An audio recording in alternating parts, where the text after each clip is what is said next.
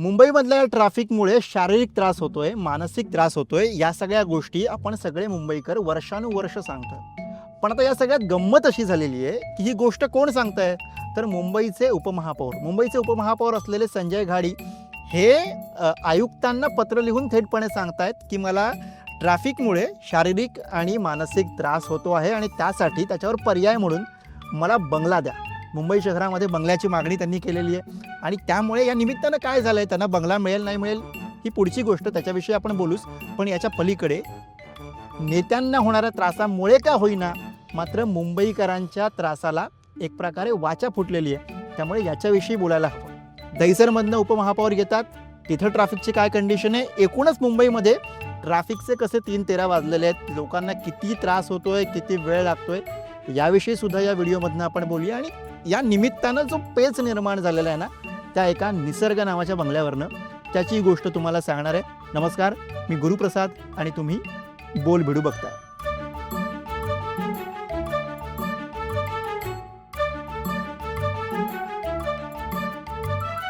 बघा, मी राहतो दहिसरला अशोकवनमध्ये आणि तिथून मला मुंबई महानगरपालिकेच्या मुख्य कार्यालयात यायला 40 किलोमीटरचा प्रवास आहे. आणि ह्या ट्रॅफिक असेल तर येताना 2.5 तास, जाताना 2.5 तास. ट्रॅफिक नसेल तर येताना 2 तास, जाताना 2 तास एवढा मला वेळ या ठिकाणी लागतो. आणि याच्यामध्ये जे रस्ते आपण आहेत ते आपण सर्व मुंबईकर त्या रस्त्याचा आस्वाद कसा घेतो आहे तुम्हाला माहिती आहे. उंच सकल आहेत, समतल रस्ते नाही आहेत. त्यामुळे उंच वाहनं असतील, मग ते कुठच्याही कंपनीचे असू देत, किती आलिशान असू दे, ते आपल्याला धक्के खातच जावं लागते. आणि तो धक्के आणि ते गचके हे मलाही इतर मुंबईकरांप्रमाणे घेत आजपर्यंत यावे लागते. आणि म्हणून मी ही बाब माननीय आयुक्त अश्विनी भिडे यांच्याकडे ज्यावेळी त्या नव्याच आयुक्त झाल्या त्यावेळेला 3-4 दिवसानंतर त्यांना मी पत्र दिलं होतं. मुंबईच्या या अशा ट्रॅफिकमध्ये थांबणं, ट्रॅफिकमध्ये वाहतुकीची ही कोंडी होत असताना एक मनाची कोंडी सुद्धा करून घेणं, हे वर्षानुवर्ष मुंबईकरांच्या नशिबी आलेलं आहे. अनेकदा अनेक संस्था याच्याविषयी बोललेल्या आहेत, पण त्याची कोणी दखल घेतलेली नाही. मात्र जेव्हा मुंबईचे उपमहापौर शारीरिक त्रासासोबतच मानसिक त्रासाविषयी सुद्धा बोलतायत, तेव्हा त्यांनी हा मुद्दा मांडणं मुंबईकरांच्या दृष्टीने सुद्धा महत्त्वाचं आहे. आणि त्या दृष्टीने सुद्धा मुंबईकरांनी या मानसिक त्रासाविषयी समजून घ्यायला हवं.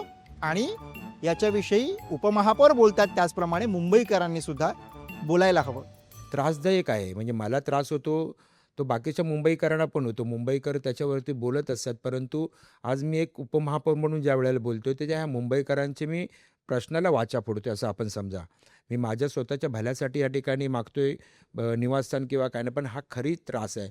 पाठीचे आजार, मानेचं गाडी उंच ढकल अशी आदळत जाणं, त्यामुळे आपल्याला मणक्यांचे त्रास होतात.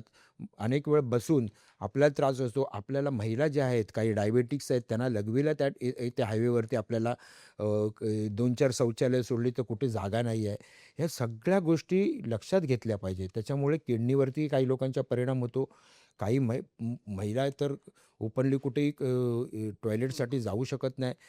कधी तर एवढं एखादी गाडी कुठची तरी नादुरुस्त झाली तर एवढी प्रचंड 4-4, 5-5 तास त्या ठिकाणी ट्रॅफिक असते. उपमहापौर संजय घाडी यांनी मुंबई महापालिकेच्या आयुक्तांना अश्विनी भिडे यांना लिहिलेलं हे पत्र आहे. यातच ते ट्रॅफिकबाबतच्या तक्रारी करत, लागणाऱ्या वेळाबाबतच्या तक्रारी करत बंगल्याची मागणी करतायत. त्यात काय मुद्दे ते लिहितात, तर ते असं म्हणतायत की मी उपमहापौर पदाची धुरा सांभाळतोय तेव्हा दैनंदिन कामकाजासाठी, म्हणजे बैठका असतील, चर्चासत्र असेल, लोकांना भेटणं असेल, यासाठी वेळेवर येणं मला जमत नाही. याचं कारण काय, तर मी दहिसर पूर्व भागामध्ये राहतो आणि तिथून महापालिकेमध्ये येताना माझा बराच वेळ हा ट्रॅफिकमध्ये खर्च होतो आणि म्हणून याच्यावरती तोडगा म्हणून ते बंगल्याची मागणी करतात. बरं, बंगला कुठला हवा आणि तो का मला मिळू शकतो याचीही मांडणी ते याच पत्रात करतात. ते असं सांगतात की अश्विनी जोशी ज्या मुंबई महानगरपालिकेच्या अतिरिक्त आयुक्त होत्या, त्यांची बदली झालेली आहे. त्यामुळे त्या ज्या बंगल्यामध्ये राहत होत्या, राणीच्या बागेच्या जवळचा असलेला बंगला निसर्ग नावाचा, तो बंगला मला मिळावा अशा स्वरूपाची मागणी त्यांनी 25 जूनलाच मुंबई महापालिकेचे आयुक्त अश्विनी भिडे यांच्याकडे केलेली आहे.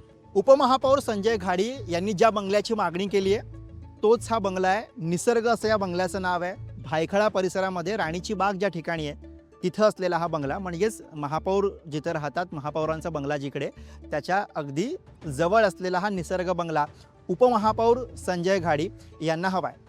तर हा बंगला मुंबई महापालिकेच्या अतिरिक्त आयुक्तांसाठीचा राखीव बंगला आहे.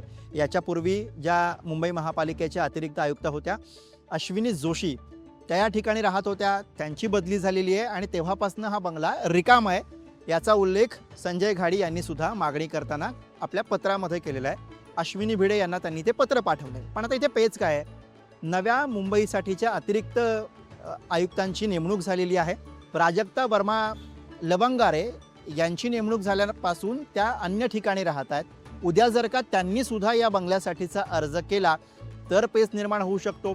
याच्या पलीकडे आणखी एक अतिरिक्त आयुक्त सुद्धा या बंगल्यासाठी आग्रही आहेत अशा स्वरूपाची माहिती कळते.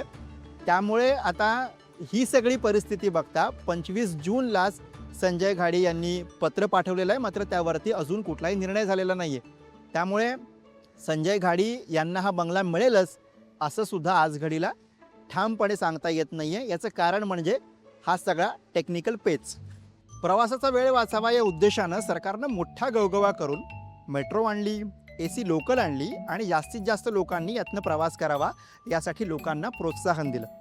आत्ता जेव्हा लोकप्रतिनिधीच रस्त्यावरच्या प्रवासावरनं अशा पद्धतीनं टीका करता आहेत, आपली मतं नोंदवत आहेत, तेव्हा लोक म्हणत आहेत की मग तुम्ही सुद्धा प्रवासासाठी या पब्लिक ट्रान्सपोर्टचा वापर करा, मेट्रोने जा, AC लोकलनं जा. पण या सगळ्याकडे, या पर्यायांकडे संजय घाडी हे मात्र स्टंटबाजी म्हणून पाहतात. 4 दिवस या ठिकाणी ट्रेनने जायचं, 2 दिवस मेट्रोने यायचं आणि पुन्हा आपली गाडी घ्यायची, किंवा आपण कुठचं तरी वाहन केलं म्हणून असं हे मी करण्यातलं हे नाही आहे. आणि आम्हाला जी गाडी महानगरपालिकेने जी दिलेली आहे त्या गाडीतून याचा फायदा का होतो की आपलं च्यामध्ये दप्तर असतं सगळं, ते सगळं कागदपत्र घेऊन सोबत जाणं, मध्येच कुठेतरी कॉल आला की त्या दुर्घटनेसाठी जाणं.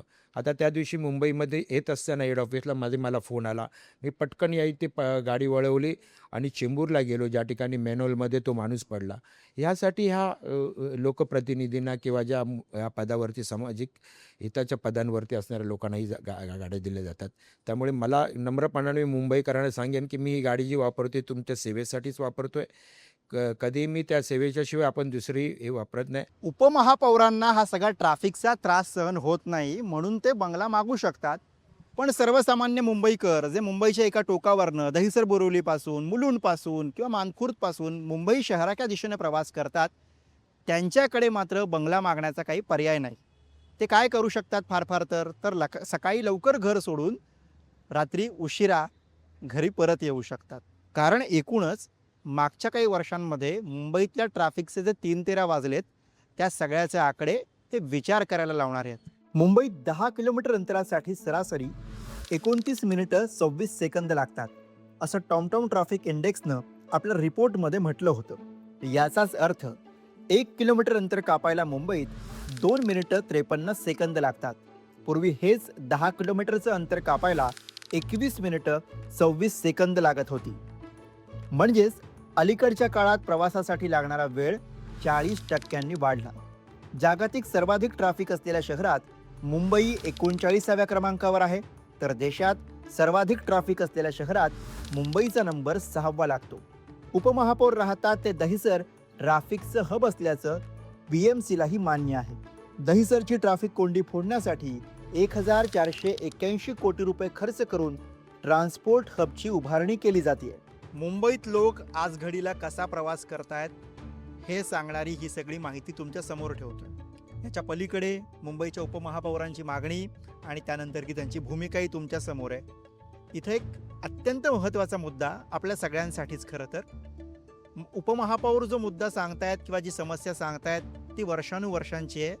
ती जशी त्यांची आता आहे तशीच ती आपलीही अगदी सुरुवातीपासूनची समस्या राहिलेली आहे. आता लोकांची समस्या आणि लोकप्रतिनिधींची समस्या याला वेगळी ट्रीटमेंट मिळते का, हा खरा यातला महत्त्वाचा आणि विचार करण्याजोगा प्रश्न आहे. कारण कदाचित उपमहापौर हे मागणी करतात त्याप्रमाणे त्यांना बंगला मिळेल आणि त्यांची समस्या सुटेलही.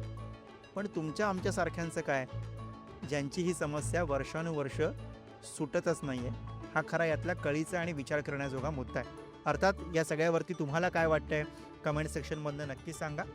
या व्हिडिओसाठी कॅमेरा हाताळलाय माझा सहकारी अमर सकपाळ याने. बोल व्हिडिओसाठी मुंबईतनं मी गुरुप्रसाद.